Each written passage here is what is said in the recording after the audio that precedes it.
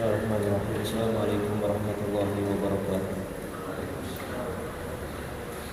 Alhamdulillahi wa kafa, wassalatan wassalaman ala abdil mustafa wa ala alihi wa sahbihi wa man iktafa. Thumma amma ba'd. Jamaah sekalian yang dimuliakan Allah Subhanahu wa taala. Ayat perintah puasa Ramadan itu dengan kata kerja kutiba. Ya ayyuhalladzina amanu kutiba. Ya ayyuhalladzina amanu kutiba alaikumusiyam sampai akhir ayat. Pakai kata kerja kutiba. Mungkin selama ini kita kurang memperhatikan kenapa sih ayat ini pakai kata kerjanya kutiba.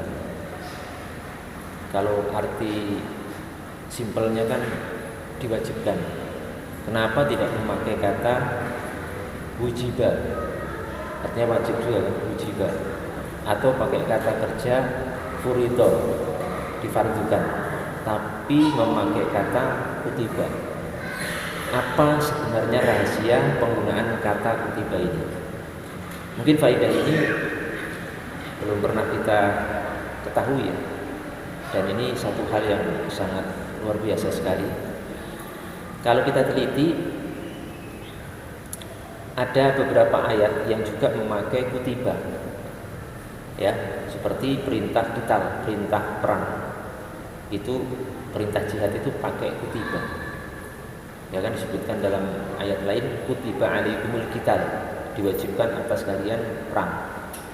Ya, kutiba alaikumul qital wa huwa kurhul lakum, dan perang itu merupakan sesuatu yang kalian benci.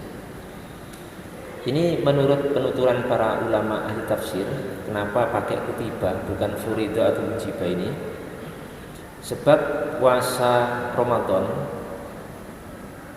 dan yang semisalnya adalah seperti perintah perang, jihad fisabilillah, itu pakai kutiba. Karena perintah ini mengisyaratkan bahwa puasa itu satu perintah, satu ibadah yang membutuhkan kesabaran ekstra dan mujahadah, kesungguhan yang ekstra pula. Karena puasa itu termasuk ibadah badaniyah, ibadah badan. Sebagaimana perang, qital, jihad itu juga ibadah badan yang merupakan ibadah yang sangat berat. Sangat berat sekali, berbeda dengan ibadah-ibadah lain. Seperti misalkan ibadah sedekah misalkan, ataupun ibadah membaca Quran, zikir, itu lebih mudah. Tapi ini berat sekali puasa itu. Ya, itu penggunaan katanya sama dengan perintah perang.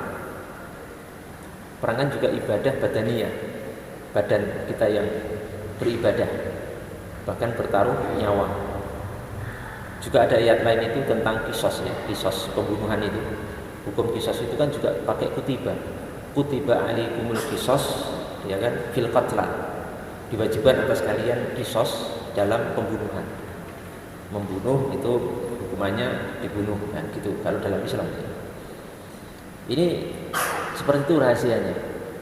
Kenapa enggak pakai furido atau pakai wujiba? Kalau kewajiban lain itu enggak seberat puasa, maka kewajiban sholat fardu itu pakai kata kerja wajaba, wajib. Zakat itu, zakat fitrah itu pakai furido, kata kerjanya difardukan.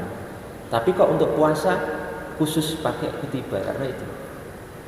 Ini satu ibadah yang sangat berat, yang membutuhkan kesabaran ekstra, membutuhkan mujahadah, kesungguhan yang sangat besar sekali, sehingga kita sekalian kaum muslimin harus bisa-bisa menata jiwa kita dan harus siap menanggung derita yang akan kita alami ketika puasa, baik rasa lapar, rasa haus, rasa letih dan sebagainya.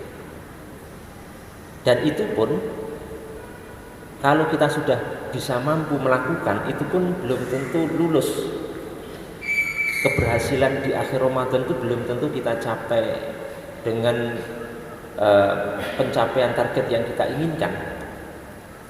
Karena beratnya ibadah Ramadan ini, karena ibadah Ramadan kan tentu tidak hanya menahan lapar dan haus ya, tapi juga menahan hal-hal yang mengurangi nilai puasa. Ibarat seorang yang ikut ujian, ya, atau UN, ujian nasional, ikut ujiannya ikut, tapi kan belum tentu lulus. Ikut ujian CPNS, ikut bisa, syarat-syaratnya terpenuhi, tapi belum tentu diterima. Seperti Ramadan juga begitu. Kalau tidak benar-benar sabar, benar-benar bersungguh-sungguh, itu belum tentu di akhir Ramadan kita akan lulus ujian dengan predikat ketakwaan pada Allah Subhanahu wa taala. Yang nantinya tanda-tanda keberhasilan kita keluar Ramadan itu ada beberapa tanda. Mungkin nanti akan saya sampaikan di lain waktu. Tanda apa sih sebenarnya indikator tanda-tanda seorang itu berhasil di bulan Ramadan dan mendapatkan predikat ketakwaan sebagaimana dalam ayat puasa yang telah kita baca tadi.